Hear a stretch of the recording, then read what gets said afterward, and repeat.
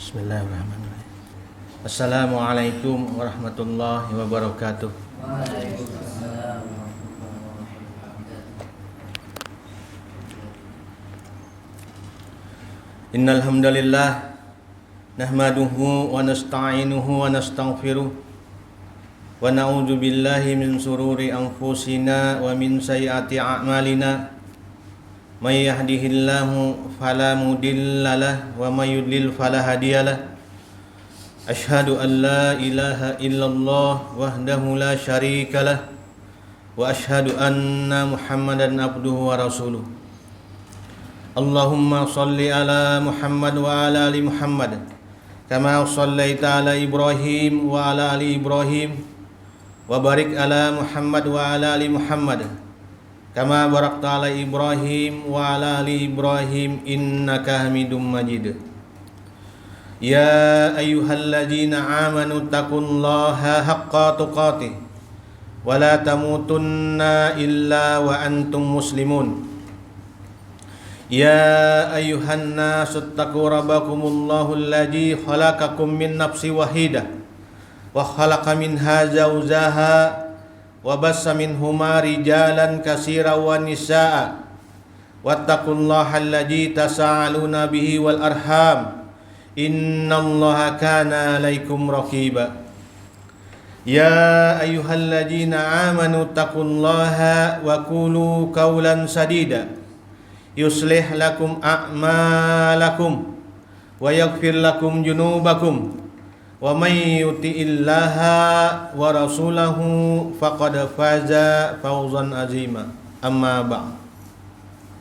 Alhamdulillah, segala puji kepada Allah Subhanahu wa taala yang telah banyak memberi kita berbagai macam nikmat, baik nikmat iman, Islam, hidayah, kesehatan, hingga pada waktu petang ini kita bisa bersama-sama melaksanakan sholat maghrib berjamaah, dan insya Allah nanti akan dilanjutkan sholat isya berjamaah.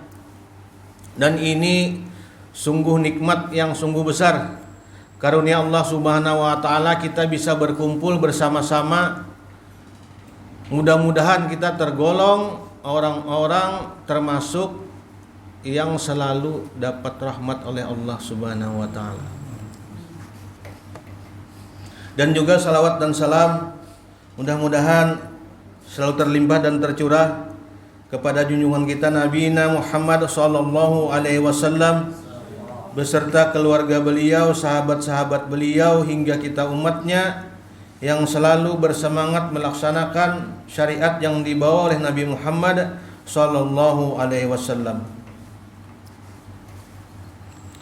Memasuki bab ke-24 di kitab Riyadhus Shalihin. Di sini Imam An-Nawawi beliau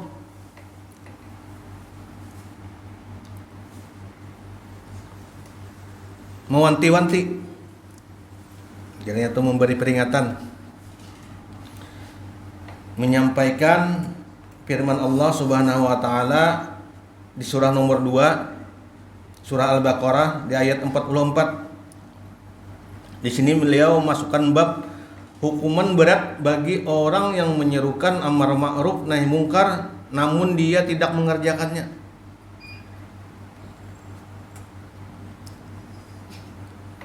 Ada kisahnya nyata, Bang. Jangan berokok nak aja, tuh tunggal abah aja. Nah, itu jangan berjudi online nak aja, tunggal abah aja. Nah, ini jangan sebenarnya. Dan orang tua ini wajib menasihati.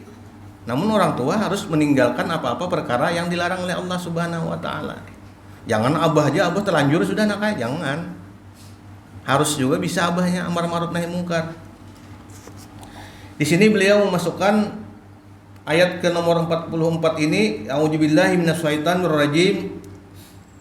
Ata'murunan nasa bil birri wa tansawna anfusakum wa antum tatlunal kitab afala ta'qilun. Mengapa kamu menyuruh orang lain mengerjakan kebajikan sedangkan kamu melupakan dirimu sendiri padahal kamu membaca kitab dan tidaklah kamu mengerti. Ini mudah-mudahan kita termasuk orang-orang yang tidak sama seperti ini, insya Allah. Menyuruh anak sembahyang kita, kau mencontohkan sembahyang kan, kayak itu menyuruh anak sholat, kau mencontohkan anak sholat. Dan dilanjutkan oleh beliau memasukkan hadis ke nomor 194. Hadis ini diriwayatkan dari sahabat Rasulullah Abu Zaid Usamah bin Zaid bin Harisah. Bismillahirrahmanirrahim. Wan Abi Zaidi Usamah ibni Zaid ibni Harisah radhiyallahu anhu qala sami'tu Rasulullah sallallahu alaihi wasallam yaqul yu'tu bir rajuli yaumal qiyamah wa yulqa fin nari fatandaliku aqtabu batni wa yaduru biha kama yadurul himaru firraha wa yahtami'u ilaihi ahlun nari fayaqulun. Sahabat Rasulullah tadi bertutur beliau, aku pernah Jersidin mendengar Rasulullah sallallahu alaihi wasallam bersabda, kelak jar Nabi pada hari kiamat ada seseorang yang didatangkannya lantas dilemparkan seseorang itu ke neraka sehingga keluarlah isi perutnya. Jersidin mendengar Nabi bercerita nih, seraya berputar-putar di situ seperti berputarnya keledai di batu penggilingan. Dan kemudian Jersidin para penghuni neraka tadi berkumpul di sekeliling orang tersebut seraya menanyakan, bertakun orang tersebut, ya fulan malaka, hai fulan apa yang terjadi padamu? Menakuni orang yang terburai parutnya tadi. Alam taku ta'muru bil ma'rufi fatanha 'anil munkar wa yaqulu bala kuntu amuru bil ma'ruf wala atihi wa anha 'anil munkari wa atihi. Hai fulan apa yang terjadi padamu? Bukankah dahulu saat masih hidup di dunia kamu menyuruh berbuat ma'ruf dan mencegah dari perbuatan munkar? Bujur aja tuh. Wal takum minkum ummatu yad'una ilal khair wa ya'muruna bil ma'ruf wa yanhauna 'anil munkar. Itu bujur ayatnya. Hendaklah ajar Allah ada segolongan di antara kita nih, di antara kita yang menyuruh berbuat kepada kebajikan, menyuruh berbuat baik dan menasihati manusia ajar Allah untuk tidak berbuat mungkar, berbuat yang kada baik. Ada, harus ada di antara kita nih.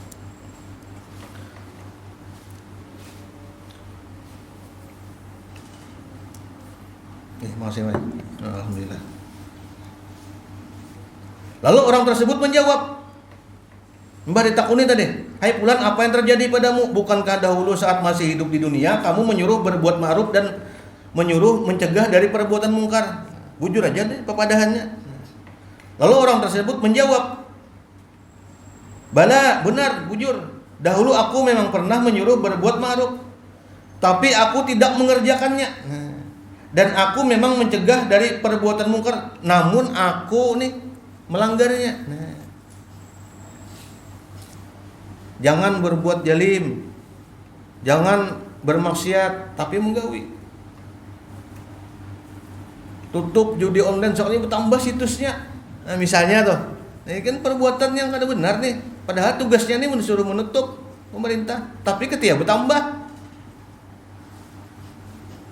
Nah berarti kan ada apa nih? Nah kan kalau mau memakai ini insya Allah, makanya para ulama berkata agar kita bersemangat melaksanakan ketaatan kepada Allah Subhanahu wa taala dan agar kita takut nih menggawi nang kada-kada, maka itu ingatkan padilahnya itu ingatkan wasilahnya. Ini seandainya kita melaksanakan ini padilahnya ini. Jadi bersemangat kita. Habis itu pulang untuk bisa meninggalkan perbuatan mungkar, ingatkan nih ganjarannya, dosanya. Ini kalau kita menggawi ini berat banget hukumannya. Nah, jadi kita bisa meninggalkan itu jadinya. Tapi memang ini perlu kesabaran. Sabaran dalam ketaatan. Makanya kan sabar nih berat benar. Ya ayyuhalladzina amanusbiru wasabiru warabitu wattaqullaha la'allakum tuflihun. Nah, sabar nih ganas 2 kali Allah menyuruh. Di surah Ali Imran itu kan ayat 200. Maka Allah menyuruh ya ayyuhalladzina amanu, ini berarti apa? Ini nih penting benar seruannya nih. Hai orang-orang yang beriman, bersabarlah engkau. Sabar nih ya memang 3 tadi sabar nih. Bukan sabar nih kita menghadapi bila ada sesuatu hal yang tidak nyaman aja. Jadi para ulama nih sabar nih 3. Yang pertama, sabar dalam melaksanakan ketaatan kepada Allah Subhanahu wa taala. Yang kedua, sabar apabila ditimpa hal-hal yang tidak nyaman. Nah, hajilah hal musibah misalnya kayak saudara kita yang di Sumatera, di Aceh ini kan hal itu bisa kan hal yang ada nyaman nih, itu harus sabar. Memang sabar. Nyaman aja menyambat ya, memang itu kan kalau kita tahu padilahnya insya Allah kita bisa melaksanakan tadi. Yang ketiga tadi, nah ini yang ketiga, sabar untuk tidak bermaksiat kepada Allah Subhanahu wa taala. Dan ini nih perlu nih kita tahu rumusnya. Memang berat, tapi yang mau tahu rumusnya ini kita tahu padilahnya, ganjarannya bersabar ini kan. Metode bersabar, cara bersabar kayak apa caranya? Allah sudah memadakan caranya. Salah satu caranya ialah wasta'inu bis-sabri was-shalah wa innaha lakabiratun illa 'alal khashiyin.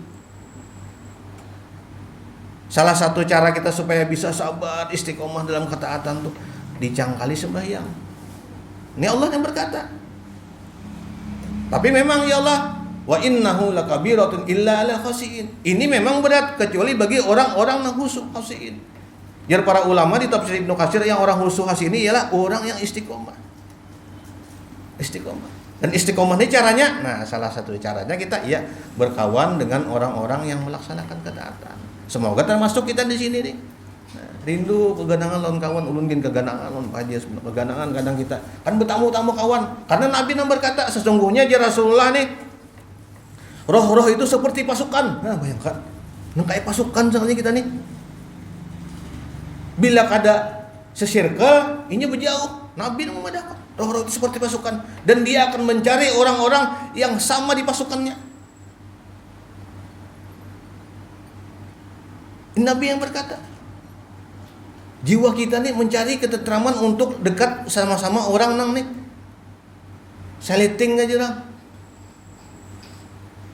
Amun kawannya bebuhan nang pina camuhnya, ini memang itu karena jiwanya mengarah ke situ juga. Kalau kawan ketujuh ke musola, kelanggar, insya Allah kita akan nih menggiring. Karena Nabi yang berkata, sesungguhnya roh-roh itu seperti pasukannya Rasulullah. Dia akan mencari pasukannya di mana dia tempat berada.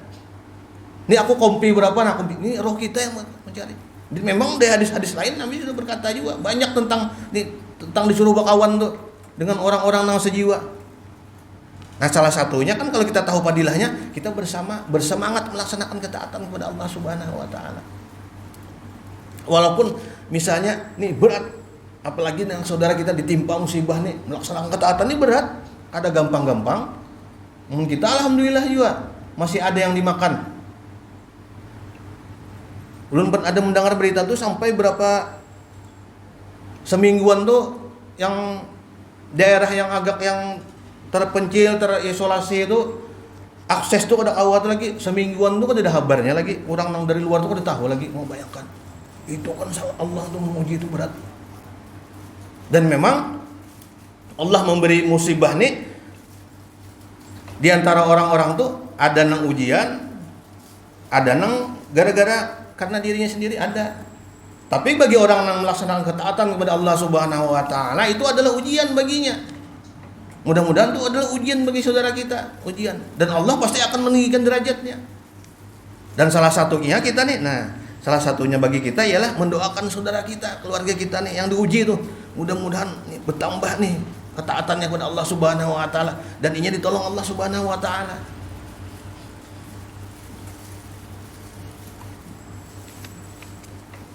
Nah, jadi menyambung di sini tadi, orang tadi menjawab karena dia tidak melaksanakannya apa-apa yang telah disampaikannya. Sedangkan Nabi sudah berkata. Nah, ini salah satunya ini diwanti-wanti oleh kita. Ya Rasulullah, aku telah tinggalkan 2 perkara. Ini Nabi yang berkata. Aku telah tinggalkan 2 perkara, ya Rasulullah. apabila dua perkara tadi engkau pakai, engkau laksanakan, engkau terapkan dalam kehidupan sehari-hari, niscaya engkau akan selamat. Lalu sahabat bertakun non Nabi, dua perkara tadi apa wahai Rasulullah? Dua perkara tadi apa? Kitabullah wa sunnahi Rasulullah sallallahu alaihi wasallam. Dan ini sesuai dengan Quran. Nah, ini mun kita bersemangat melaksanakan dua perkara tadi, insya Allah nih jalan real hidup kita nih bukan termasuk orang ini tadi nang menyuruh menyampaikan amanah, tapi nya kada menyampaikan, kada menggawi. Nah, bukan termasuk. Mudah-mudahan kita tergolong yang tidak termasuk di sini. Karena apa? Karena kita memakai apa-apa aja Rasulullah tadi. Nang akan selamat orang ini bila mengamalkan dua perkara tadi. Dan Allah sudah mengatakan juga di surah Al-Baqarah, hudal lil muttaqin. Nah, petunjuk ini Al-Qur'an ini petunjuk bagi orang-orang yang bertakwa. Petunjuk. Jangan disimpan di rak piring aja, rak buku aja ya. Dibuka, dibaca hari-hari kita kan nih. Walaupun paling kada ya beberapa bacaan lah. Yang penting kan kalau kita istiqomah melaksanakan ketaatan ini, makanya Nabi berkata, barang siapa yang hari ini melaksanakan kebaikan ya Rasulullah nih, hari ini kita menggawe kebaikan nih, maka besok hari, esoknya Allah akan membukakan hati kita untuk melaksanakan kebaikan selanjutnya. Nah, itu Allah yang membukakan. Tapi rumusnya tadi, pertama-tama ya tadi kita bermujahadah, bersungguh-sungguh. Sungguh-sungguh ini banyak caranya. Ya salah satu caranya tadi bakawan lawan orang-orang yang melaksanakan ketaatan kepada Allah Subhanahu wa taala. Ada kawan yang ketujuh kelanggar, dikawan nih. Itu apa? Jadi penyemangat bagi kita. Jadi penyemangat. Nah, ulun minum dulu lah, minum. Bismillahirrahmanirrahim. Bismillah.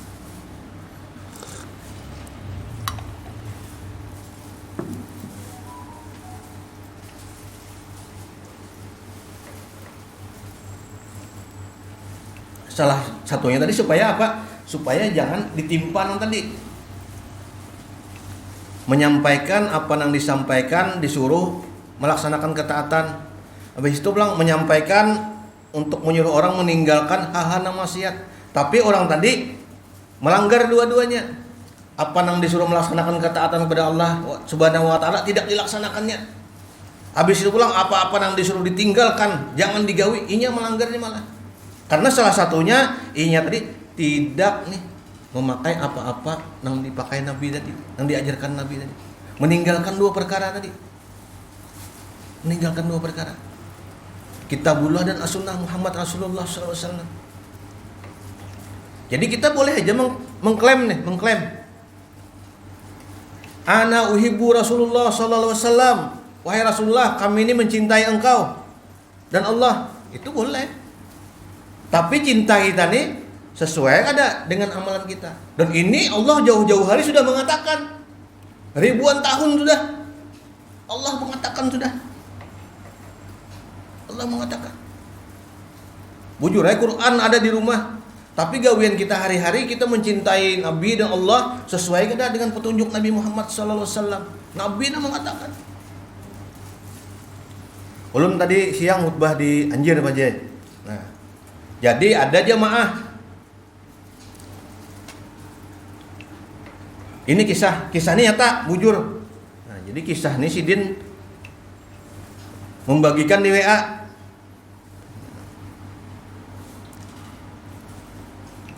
Di WA membagikan. Jadi ujar si Din, musibah ini datang kebanyakan tanggal 26. Tanggal 26. Din mengadakan. Banyak sih menceritakan. Jadi berunding kami ini kita nih berunding.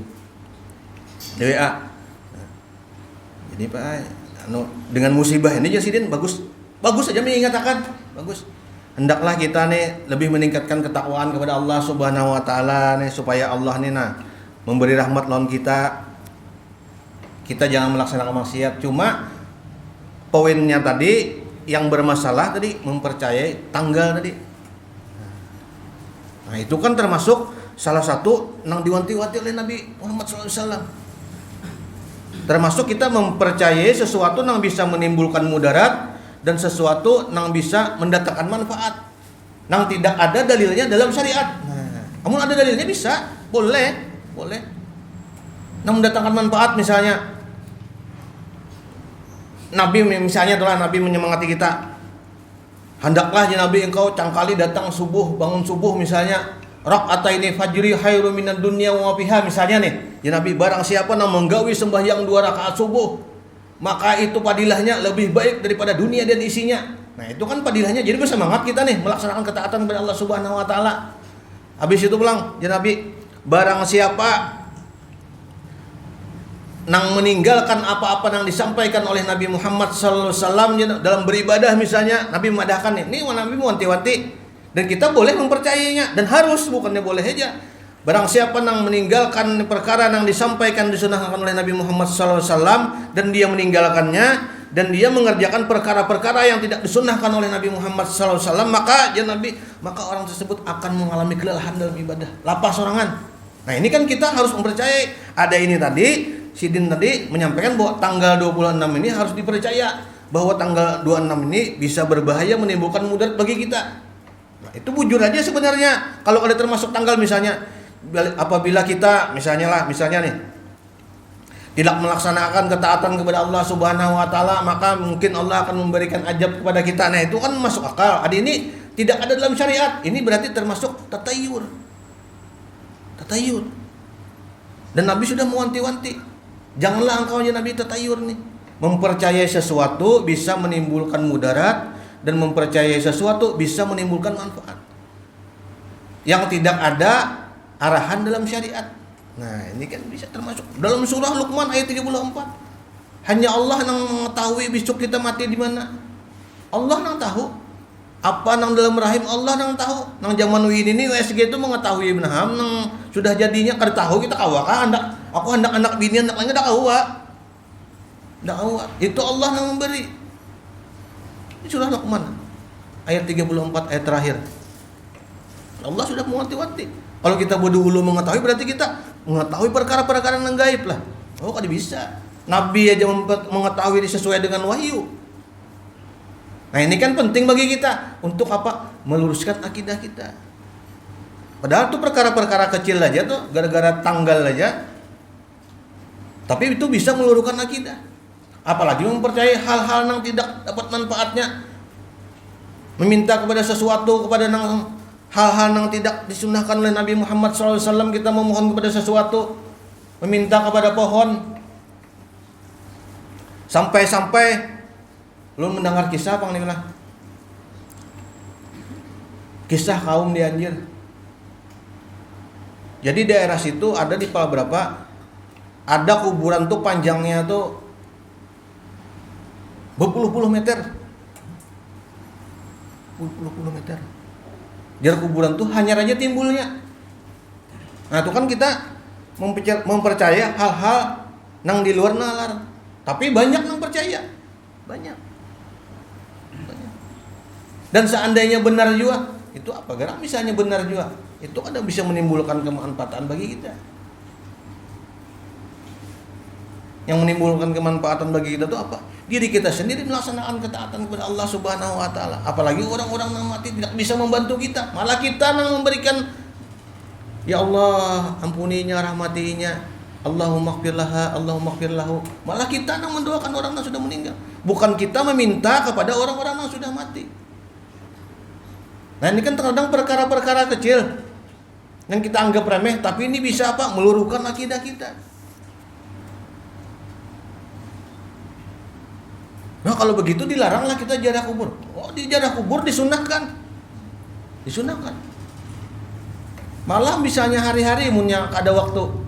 Karena apa? Ajaran Nabi Rasulullah SAW, ziarah kubur itu bisa apa? Melembutkan hati engkau.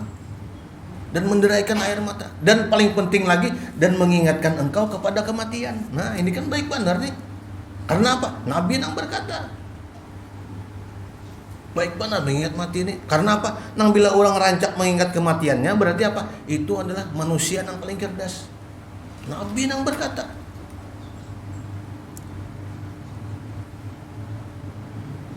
Secerdas-cerdas manusia ya Nabi ialah orang yang selalu mengingat kematian, yang mempersiapkan kematiannya. Itu berarti orang cerdas. Nah, salah satu metodenya untuk mengingat kematian ini rancak itu ziarah kubur. Jadi ziarah kubur ini disunahkan oleh Nabi Muhammad SAW. Tapi metodenya jangan menyalahi syariat. Nah, itu maksudnya ini. Ini tadi yang dicontohkan Nabi tadi waktu sahabat datang, wahai Rasulullah, uhibbu ana ya Rasulullah. Ini ulun ini mencintai engkau dan Allah. Lalu turun ayat di surah Ali Imran kan 31. Qul in kuntum tuhibbunallah. Nah, ini turun. Kalau engkau benar-benar ya Allah mencintai aku nih dan Rasulnya, fattabi'uni. Umpati Nabi Muhammad. Nah, umpati. Dan mengumpati ini Allah juga mengumpati. Dan Nabi yang berkata, adanya harus sama Nabi kita. Nabi terkadang tuh sholat tahajud tuh bisa sekali berdiri tuh Al-Baqarah tamat sudah. Nah, itu kan Nabi. Tapi kita Nabi mengatakan kepada umatnya, nah, fattaqullaha mastata'tum. Nah, wajilah bertakwalah semampu engkau, semampu kita aja. Nabi kadang menyuruh nang bermalaman juga sembahyang, fattaqullah. Tapi Nabi pulang di hadis selanjutnya menyuruh kita pulang, ittaqullaha haitsuma kunta. Bertakwalah di mana engkau saja berada, di mana aja bertakwa terus. Makanya setiap hari, setiap khutbah tuh Hatib nih mengatakan mulai bahari sudah. Ittaqullah, bertakwalah. Ittaqullah haqqa tuqatih. Bujur-bujur takwa, sebenar-benarnya takwa. Wala tamutunna illa wa antum muslimun. Janganlah sekali-kali engkau mati, meninggal dalam tidak keadaan muslim. Wajib bertakwa nih. Dan Nabi mengatakan semampu kita aja. Maksud semampunya ini kayak ini. Apa-apa yang dilaksanakan nih disuruh, kita mengerjakan semampu kita. Dan apa-apa yang disuruh untuk kita meninggalkan, maka mutlak kita tinggalkan. Nah, itu kan yang benar tuh. Ada kawa sembahyang berjamaah nih. Yang lebih utama berjamaah, sembahyang 5 waktu misalnya. Boleh kita sembahyang sorangan, tapi sedikit ganjarannya. Nah, ini maksudnya dikit. Mau kita hendak banyak, datangi berjamaah. Nah, itu kan semampu kita jadinya. Itu mudah beragama nih, mudah benar. Mudah. Dan ini akan menjadi penyemangat bagi kita. Nah, karena kita tahu padilahnya, misalnya kan sahur-sahurnya datangi berjamaah. Misalnya tuh. Begitu apalagi mendengar hadis pulang. Sebaik-baik gawian apa? Sebaik-baik pekerjaan apa? As-salati ala waktiha. Sembahyang pada waktunya. Berarti bersemangat kita nih melaksanakan sembahyang nih pada waktunya. Jurang tuh on time. Nah, on time. On time ini salah satunya supaya bersemangat kita melaksanakan sembahyang secara berjamaah. Tapi kalau ada sanggup juga, ada gawian, hauran di kantor, laksanakan sendiri itu boleh. Boleh. Tapi karena kita tahu padilahnya, berjamaah lebih banyak, kita kaum melaksanakan, bersemangat jadinya. Nah, itu maksudnya fattaqullaha mastata'tum, bertakwa semampu engkau. Di situ maksudnya bukan meninggalkan sembahyang. Haur nak sembahyang ya. Ini riget baju aja. Ada awan nih. Tadi gawian menukang keluarga nih. Nah, jadi Jersidin ini rigat baju kena aja nih. Allah tahu aja. Nah, itu kan melemah-lemahkan jadi ada sembahyang aja. Allah tahu aja ya. Karena apa? Bekerjanya mencari nafkah di ibadah juga. Bujur sahutannya tuh bujur. Tapi itu meninggalkan syariat yang lain yang diwajibkan as-salat. Salat ini kan sebaik-baik perkara yang disuruh Allah Subhanahu wa taala, maulah ditinggalkan. Sembahyang ini wajib digawi. Kada kau empat berjamaah misalnya haur dalam pekerjaan sembahyang sorangan kan. Nah, maksudnya itu yang disebut fattaqullaha mastata'tum. Nah, ini bahayanya ini. Karena menafsirkan sorangan. Bertakwalah semampu engkau. Yang semampu aku ini kayak itu ada aku sudah beribadah juga begawi. Nah, tapi alhamdulillah wih ini rajin nih sini sembahyang. 5 waktu ini sembahyang terus. Nah, alhamdulillah. Ini contoh aja, contoh.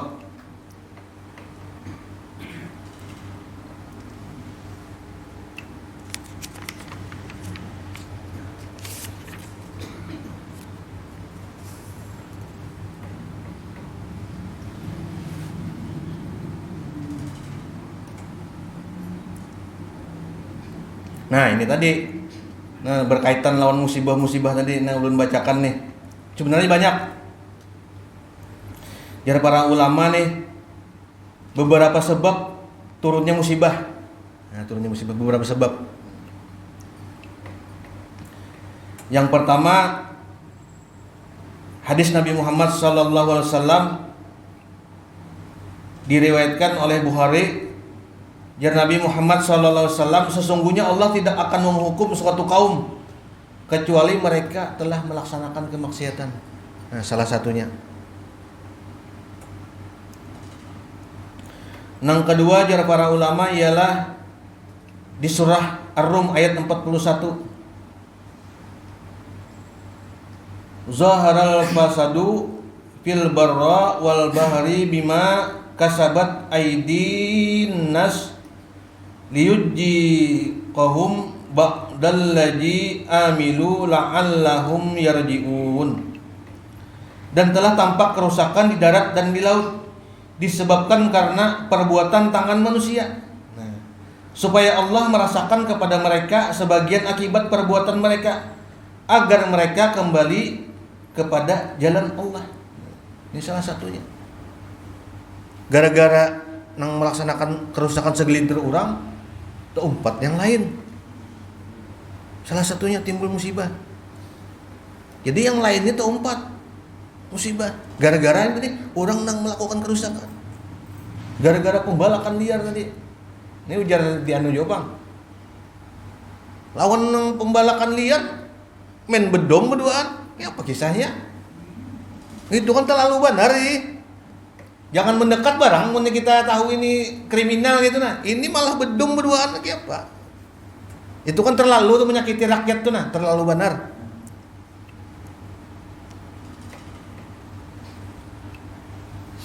Dalam hadis yang lain Nabi berkata, sesungguhnya Allah tidak akan menghukum suatu kaum kecuali karena mereka telah melakukan kekufuran.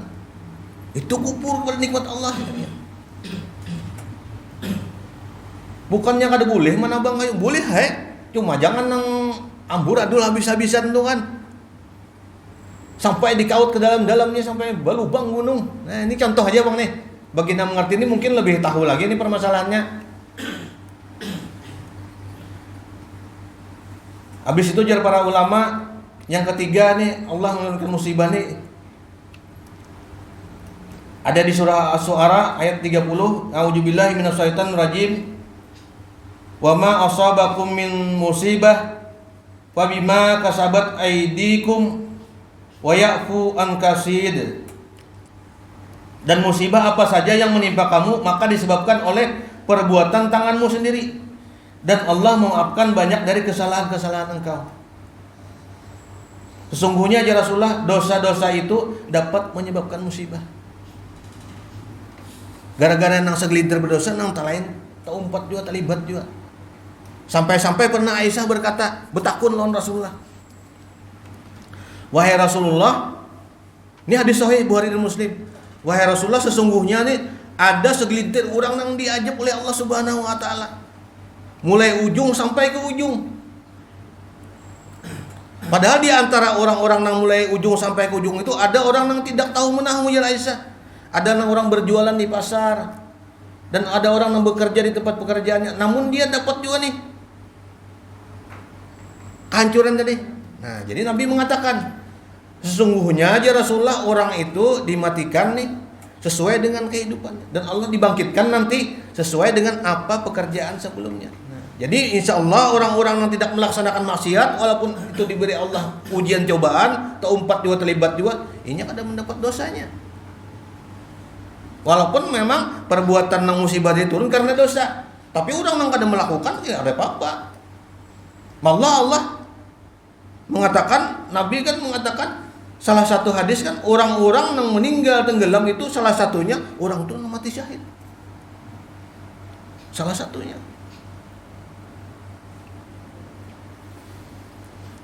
Nah yang keempat dari para ulama, nah ini di surah Al-Ankabut ayat 2 dan 3.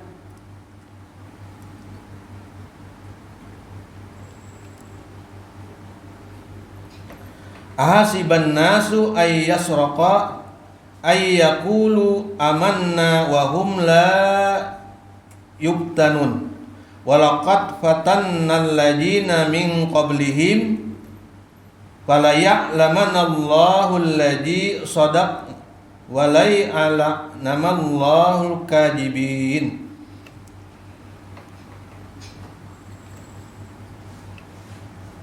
Maka apakah manusia itu mengira bahwa mereka akan dibiarkan saja mengatakan kami telah beriman, sedang mereka tidak diuji? Nah, dan sesungguhnya kami telah menguji orang-orang sebelum mereka. Maka sesungguhnya Allah mengetahui orang-orang yang benar dan sesungguhnya Dia mengetahui orang-orang yang dusta. Nah, memang ini adalah ujian. Bisa saja musibah itu ujian. Allah menguji kita. Salah satunya di Rasulullah SAW, sesungguhnya Allah tuh kadang menguji kita dengan dosa-dosa yang telah kita lakukan. Berdosa kita nih. Untuk Allah mengampuni dosa kita tadi ini, Allah memberikan musibah untuk membersihkan dosa-dosa kita.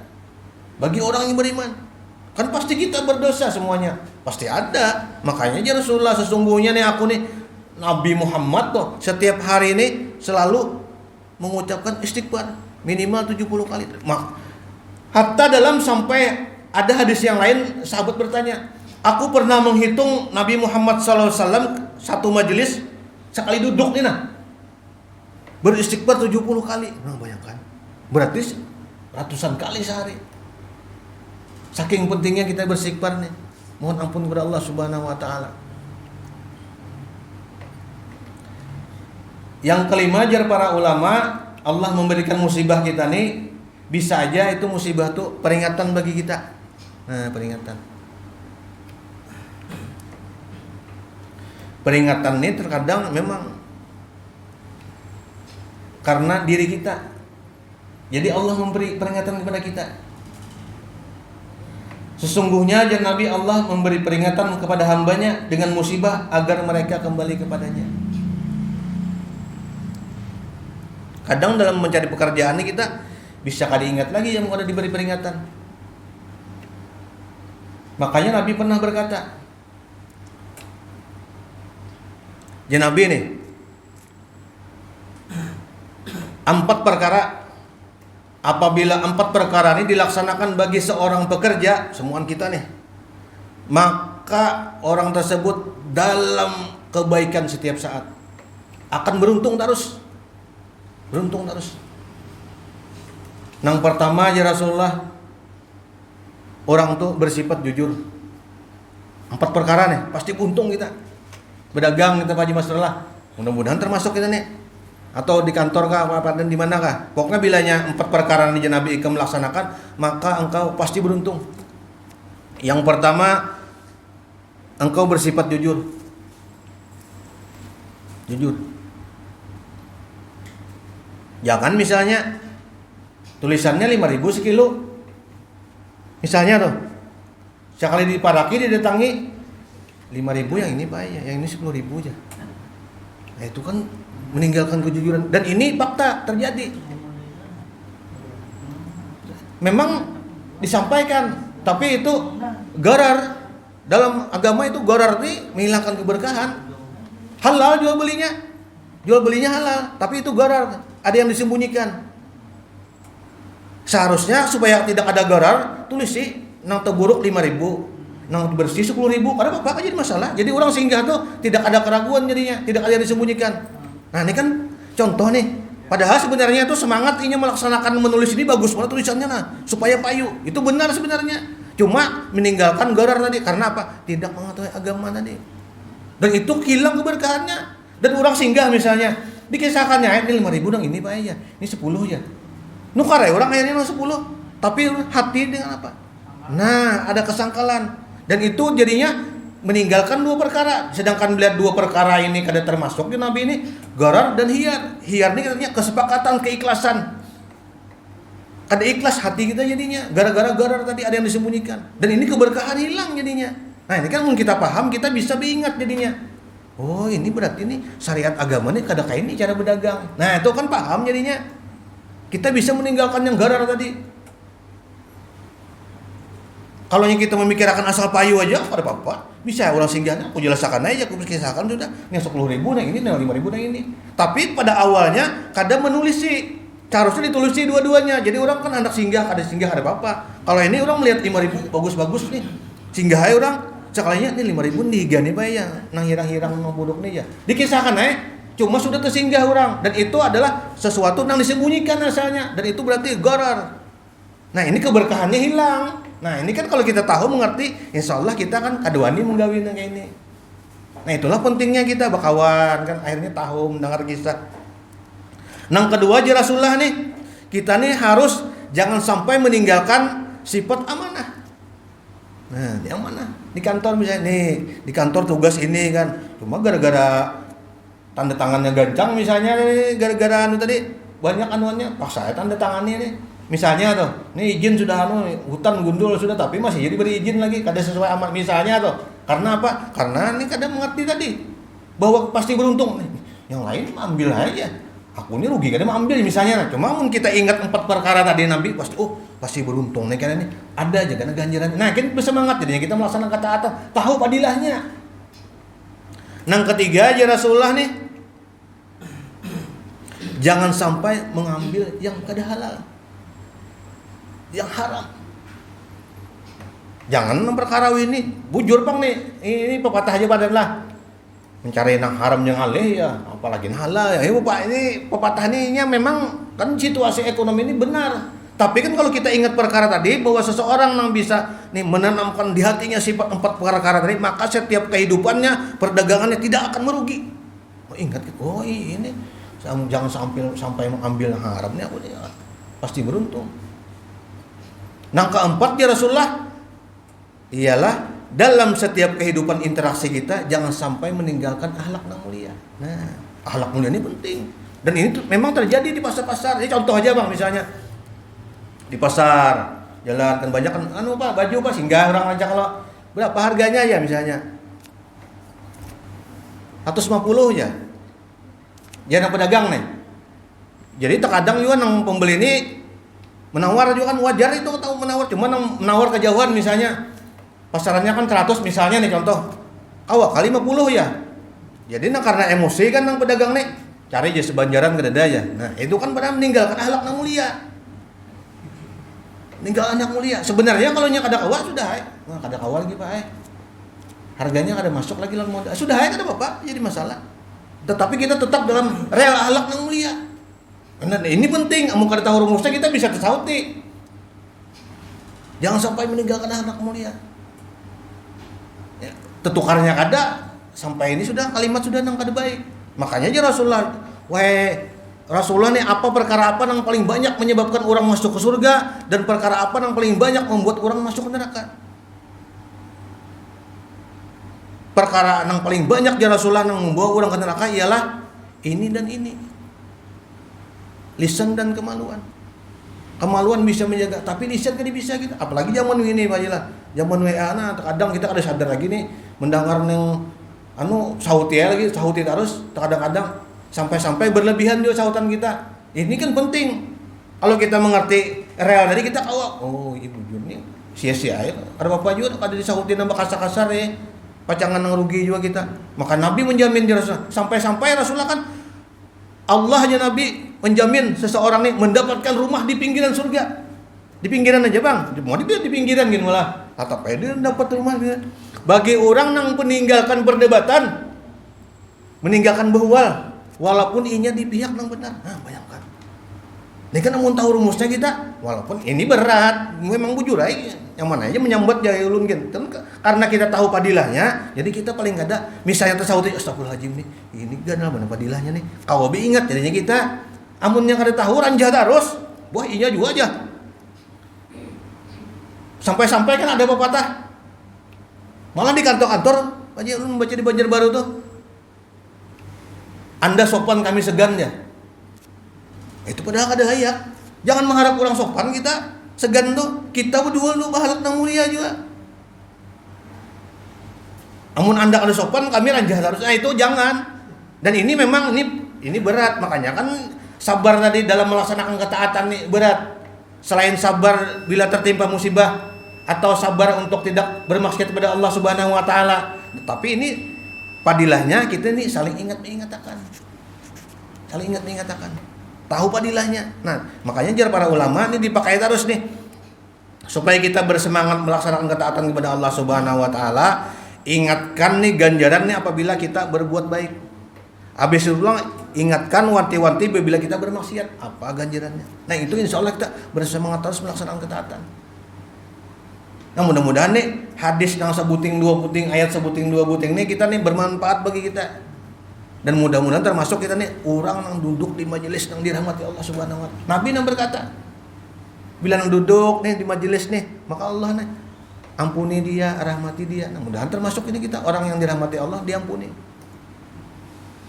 Mudah-mudahan nih termasuk kita tutup dengan doa kafaratul majelis. Subhanakallahumma wa bihamdika asyhadu an la ilaha illa anta astaghfiruka wa atubu ilaik. Wassalamualaikum warahmatullahi wabarakatuh.